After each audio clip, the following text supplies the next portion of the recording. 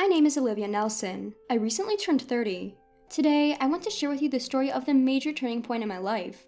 I have an older brother who is 2 years older than me. His name is Scott. From a young age, Scott was what you'd call a pretty boy. His facial features were well defined early on, and his handsome face was so talked about in the neighborhood that rumors spread about talent scouts from modeling agencies coming for him. He was what you might call a real heartthrob. He was likable, intelligent, and quick-witted, even as a child. Our parents, as well as the adults around us, all adored him. On the other hand, for some reason, I was the only one in our family who was a bit on the chubby side from kindergarten. Even though my facial features were similar to Scott's, being a bit chubby took away from my charm, and that's an understatement. I was shy, not very engaging, and I wasn't much of a talker, so I never got the chance to be praised as a smart kid like Scott. I noticed from an early age that people around us often contrasted us, labeling Scott and me as polar opposites.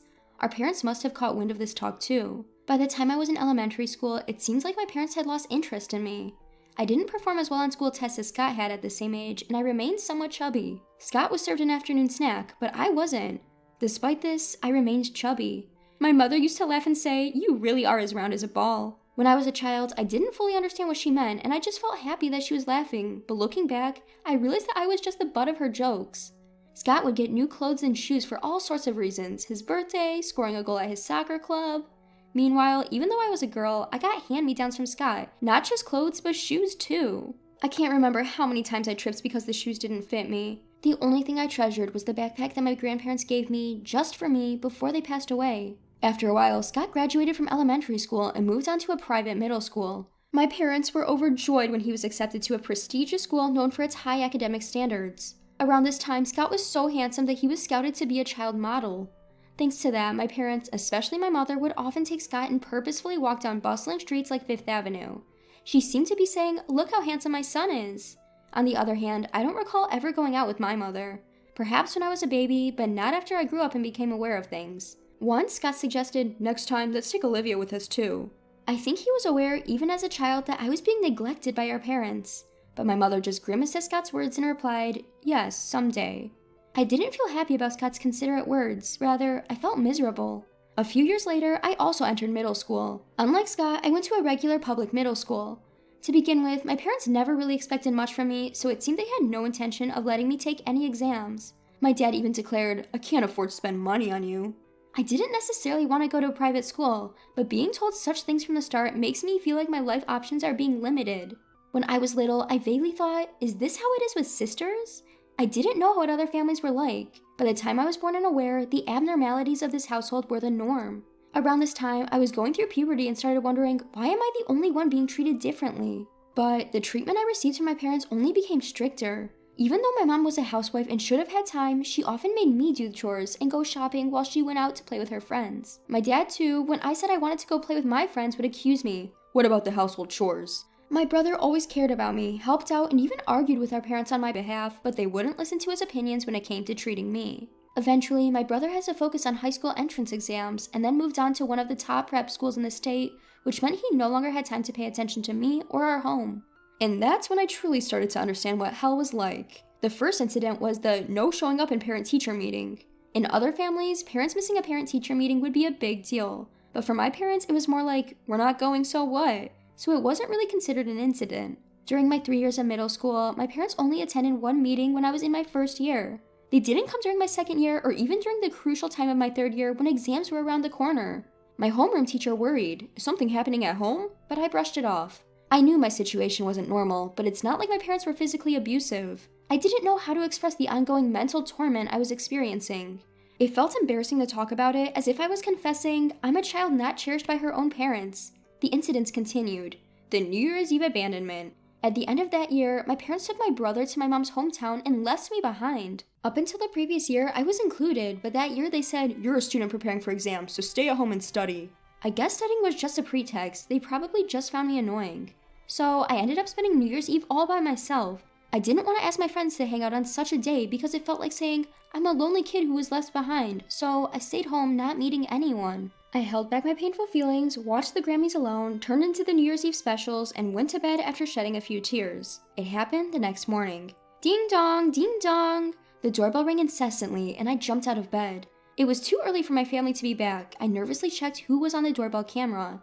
There stood my uncle and aunt from my mom's side. Shocked, I rushed to the door with my bed hair and asked, "What's happening?" "Olivia, leave this house. We've already discussed this with your mom. Don't worry, we'll take care of all the formalities," my uncle stated abruptly. "Wait, what do you mean?" I stammered, thrown off by his demeanor. I couldn't comprehend what he meant by leaving the house.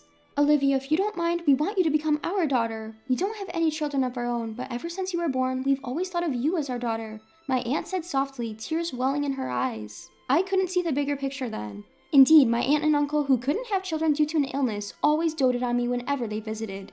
They loved me so much that I knew they had often criticized my parents' treatment towards me. They were the ones who spent time with me, the one left alone while my parents focused on my older brother. My aunt played with me, and my uncle bought me the latest treats and cute clothes. The memories I have with my aunt and uncle far outnumber those with my parents. My uncle, who had just been with my parents, started a conversation like this.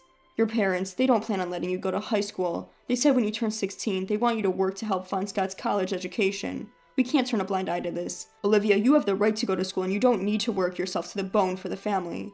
I was stunned. I had no idea my parents planned to rob me of my future for the sake of my brother. It made sense then why they hadn't attended parent-teacher meetings for the past few years. They didn't have an interest in me or my dreams and aspirations. They expected me to work like a mule. My aunt and uncle knelt down and comforted me as I crumbled on the spot. "We may not be your real parents and you might feel awkward, but we will make sure you're happy," they said. Tears welled up in my aunt's eyes as she hugged me tightly, overcome with emotion. "Olivia, you have the right to be happy. We should have come for you sooner. If you're okay with it, we want you to become our daughter," my uncle added, his eyes reddening, looking straight at me. I wondered if I had ever been desired by adults in this way before. I was only just over 10 years old, but I knew what I had to choose. I decided to become their adopted daughter. Fast forward 10 years. Since they took me in, my aunt and uncle have showered me with immense love and had given me countless joyful experiences. My aunt enjoyed picking out clothes for me and would take me shopping on holidays, and my uncle, who said he always wanted to drink with his daughter, had a bottle of wine from the year I was born ready for my 21st birthday. We went on trips together, and my uncle, surprisingly childlike, would take me to zoos and aquariums even when I was in high school. Those are unforgettable and irreplaceable memories that I never had with my biological parents. At first, I called them aunt and uncle, but gradually I began to see them as my parents. Now, I call them mom and dad. I heard from them that when my parents visited, they drunkenly said to my aunts and uncle, "Olivia's just hopeless. She's not cute and her looks are a bit, well, lackluster. She's not smart either. Honestly, we don't need a stupid daughter. We have our excellent eldest son, Scott." My aunt and uncle were furious at these words, and when my parents started saying they wouldn't let me go to high school, the topic of adoption came up. I'm forever grateful to my aunt, who wasn't drinking that New Year's Eve and drove all the way to me in the middle of the night. I want to repay my wonderful parents for all they've done. I wanted to become a daughter who my foster parents would be glad to have adopted. With this in mind, I studied relentlessly after entering high school. Truth be told, a lot was going on during my high school entrance exams, and I couldn't fully focus. Therefore, after starting high school, I decided to strive for a future that wouldn't embarrass my aunt and uncle, and set that as my goal. My hard work paid off, and I was able to enter a renowned public university. However, that was not enough to show my gratitude to my aunt and uncle. No, my dear parents. I want them to have an easy life in the future. With this in mind, I continued to study hard after entering college, obtained a weather forecaster license during my student years, and now I'm appearing on television as a weather forecaster. In addition, I wanted to make my aunts and uncle proud, so I worked hard on dieting and exercising, and now I have earned the nickname Beautiful Weather Forecaster. Looking back, I always resembled my brother in looks, so I had the potential to become a beauty too. My aunt and uncle always said that they were proud of me, but I feel that with this, I have become a daughter they can be genuinely proud of. I have so many things to repay and gratitude to express. I won't hold back my efforts. Just when I was thinking that, my biological parents suddenly appeared before me. "Olivia, oh, you've grown so much. You've become such a fine young lady." My parents, tears welling up in their eyes, clung to me. I was just about to leave the TV station and get into my car when this happened, and I was unable to catch up with the situation. Honestly, I had not seen them for so long that I did not recognize them at first. "We were shocked to see you on TV. Scott said it was Olivia. We never expected you to become such a beautiful woman, and a weather forecaster too? That's incredible." My father, as if to say, just as expected of my daughter, patted me on the shoulder. "Really, just as expected of our daughter. We are so proud." They really said it. I couldn't hide the look of disgust on my face and glared at my parents. But my parents continued the conversation without showing any sign of concern. "Oh, that's right. Since we've met, why don't we have a meal at the fancy restaurant just ahead?" "You must be earning a lot as a weather forecaster, right?" What is their intention after lying and waiting for me like stalkers? And after suggesting a meal at a fancy restaurant, they asked if I earn a lot. Don't they just look like they're trying to freeload off me? They won't be able to parasite off me. I have to drive them away so they won't want to see me again. As I thought this, a plan popped into my head. Oh, this could work. Mom, Dad, it's nice to see you, but I have another job today, so I can't go out to eat. Sorry. Of course I didn't have another job. I do have a plan to give my beloved aunt and uncle a meal at a fancy restaurant as a wedding anniversary gift. Oh, that's too bad. I didn't miss my mother's slight clicking of her tongue. Could you maybe share your contact information? I'm organizing a small party for my birthday soon, and I'm inviting people from the TV station. There will be plenty of delicious food, and it'll be fancy, so I'd love to invite you too. Upon hearing this, my parents' eyes noticeably lit up. Really? Oh, aren't we lucky? So actors will be coming as well? Oh, Dad, of course they'll be there. My parents were visibly excited, their smiles widening. Little did they know, no actors would be present. It was a small gathering, mainly a weather reporter's party. The main guests were people from the newspaper and TV station staff. At best, the most glamorous attendees would be the announcers and some TV personalities. Meeting my parents' expectant eyes, I simply smiled and said, "See you at the party," then left. A month later, as planned, I booked a venue and my birthday party took place. Despite being small, a good number of people gathered because, well, we rented a party venue. My parents arrived, arms waving, calling out, "Olivia!" They acted as if they wanted everyone to know they were my parents. It really gets on my nerves. "Dad, Mom, welcome. Could you head to the dressing room right away? They'll help you with everything from your clothes to makeup. The clothes you're wearing are lovely, but they also have rental designer clothes. Enjoy the atmosphere while you're here." At my suggestion, my parents beamed widely. They were so easy to read. They can't hide their joy. "Oh my, designer clothes. I hardly ever get the chance to wear them. I wonder if they'll suit me." Haha, Mom, you put on a bit of weight. "Oh, stop it, Dad." While they were having this exchange, I flattered them. "You both still look young and beautiful, so anything will suit you." It seemed as if they'd been waiting for that compliment, and they both nodded in agreement. When I was a child, I was scared of being disliked any more than I already was. I couldn't see my parents clearly, and I couldn't understand what they were thinking. But looking at them now, they seemed quite simple. High-quality things, power, beautiful things. They're the type of people who wag their tails at things everyone likes. My parents, having had their hair and makeup done, were in high spirits as they returned to the party venue. My mother was in a pale pink mini dress that revealed her shoulders, something a young woman would wear. Her appearance was ridiculously inappropriate for her age. The sagging skin on her knees gave away her age. My father chose a bright red suit with a flashy tie decorated with yellow and green geometric patterns. He was the only one in the venue dressed in such a flashy suit. Even if there was no dress code, no one would choose such a poor combination. The clothes were indeed designer labels, but they were secondhand. I had actually prepared all of it. I want my parents to wear these today. These clothes remind me of a family party we attended when I was young. When I said that, neither the makeup artist nor the costume staff questioned it. Of course, I have no memories of attending a party with these parents. A lie is a convenient thing. My parents, who believe without a doubt in designer labels, seemed more than happy as long as I repeatedly said it suited them. In the past old days, my parents would listen to anything my outstanding brother said as long as it wasn't about me. Now they are on the receiving end of such remarks, with the outstanding label now on me. After a while, the party started, and as today's star, it was my turn to give a speech. Before I went up on stage, I told my parents, "I have a message for both of you in my speech today, so make sure to listen carefully," and I held their hands. They looked at me with surprise and said, "What?" But they kept looking at me happily, even after I had gone up on stage. Thank you all for coming to my birthday party today. I would also like to thank everyone who helped organize this party," I began. At my words, my friends teased me, shouting, "You're so formal," and "You're not usually like this, are you?" Hearing this, I jokingly responded, "I'm just being myself," and turned towards my parents. "My parents are here today, right over there," I said, pointing in their direction. The lighting staff took the cue and spotlighted my parents. "Those are my brazen parents who had the audacity to appear on TV and even set an ambush for me, despite having abandoned me in my teenage years." A murmur rippled through the crowd at my statement. It was not surprising, as I had rarely discussed my past with anyone other than close friends. "What? Olivia, how could you say such a thing?" My mother jumped up while my father was left in stunned silence.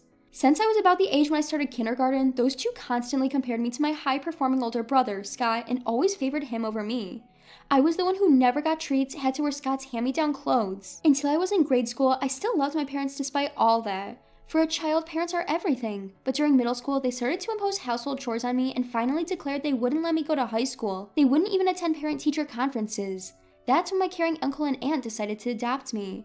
Saying this about myself feels odd, but usually I am quite cheerful. That's because my uncle and aunt have repeatedly told me with love that I am not a bad child.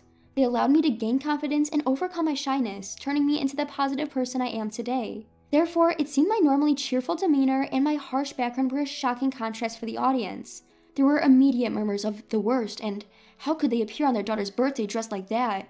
The crowd started to criticize my parents. Unable to withstand the surrounding gaze, my parents hung their heads and trembled. But now, I am grateful to those two. It's because of them that I was able to find my real parents, my uncle and aunt, who showered me with the warmth of a family. At these words, my parents stared at me as if expecting some twist where they would be acknowledged as important parents as well. I merely responded with a quiet, smiling gaze. Mr. Treasure from the Daily Info, are you here? Please make this story and these pictures into an article. Consider it a birthday present for me. As I called out to a friend from the magazine from the stage, he had already started capturing pictures of my parents. Hey, stop it! Stop it! Don't take pictures!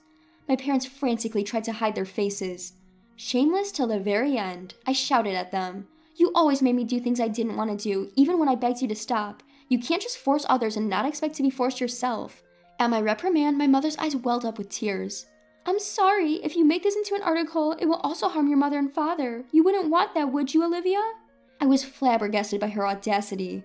Do you really think I still consider you two as my parents? You barely raised me. You completely abandoned your duties as parents. My real parents are my uncle and aunt. They are the only ones I consider as my mother and father. Don't ever interfere in my life again. Before I knew it, recalling all that happened, my gratitude towards my uncle and aunt, tears began to stream down my face. The attendees, seeing my state, forcefully escorted my parents out of the venue. It's over, this time for real. I have finally severed all ties with those people. As a child, I cut them off to find shelter with my uncle and aunt. But now I have truly distanced them from me, all by myself. Feeling accomplished and grateful to my uncle and aunt, I shed a few more tears for the growth I have achieved. But right now, I feel incredibly refreshed. After that, the magazine editor asked me, "Are you really okay with this?" I responded, "Yes, please proceed," and they ended up writing an article about my upbringing. The story was quite sensational. It was picked up by many TV shows. There were worries about my image taking a hit, but in reality, the narrative became a drama of a corner girl making a dramatic turnaround, a close look at a modern Cinderella. I received mostly favorable press, and the whole thing boosted my reputation instead of hurting it. On the other hand, those two, I know it might be confusing, so let's reluctantly call them parents. After my story was published, they were given the cold shoulder by our neighbors, leading to their decision to move houses. The gossip spread quickly at my father's workplace, and he was pushed to resign. My mother, who had always been a homemaker, was now unemployed as well. My brother Scott informs me that they were getting by on their savings. Yes, even after I was adopted, Scott remained concerned for me and would visit me at my new home with my aunt and uncle. Initially, he had expressed a desire for us to live together again, but soon acknowledged that it was a better decision for me to stay with my adoptive family. He was happy for me, confident that I had made the right choice. He was always there for me, even during my college years, guiding me in my studies. My precious older brother, Scott. Upon learning that I had revealed everything to the magazine, Scott decided to sever all ties with our biological parents. He would often joke, "The next time I'll see them is probably at their funeral," but knowing Scott, he probably wouldn't even attend that. 5 years had passed since then. I ended up marrying Mr. Treasure, who was working at the magazine that published my story. We now have children, and I'm a mother of a pair of twins, a boy and a girl. As a mother, I want to make sure my children are treated equally and can grow up in a happy and carefree environment, just like the selfless love that was shown to me by my aunt and uncle. And also, like my brother Scott, who has always watched over me, even from a distance. I want them to grow up to be kind and gentle to everyone they meet. But I still have other things I need to do besides raising my kids. Yes, that's to repay the kindness of my aunt and uncle. This year, for our wedding anniversary, I surprised them with a trip to Oregon, which we enjoyed together with my husband and children. My aunt and uncle would often tell me, "Olivia, you have your own family now, you don't need to do this." But this act of giving back is also a source of joy for me. It's not out of obligation, but rather because I want to see their happy faces. It's something that gives my life meaning. I jokingly tell them, "Don't take away my pleasure," as I start planning for our next surprise. Maybe a luxurious hotel stay for the entire family would be nice next time. There are still so many things we want to do as a family.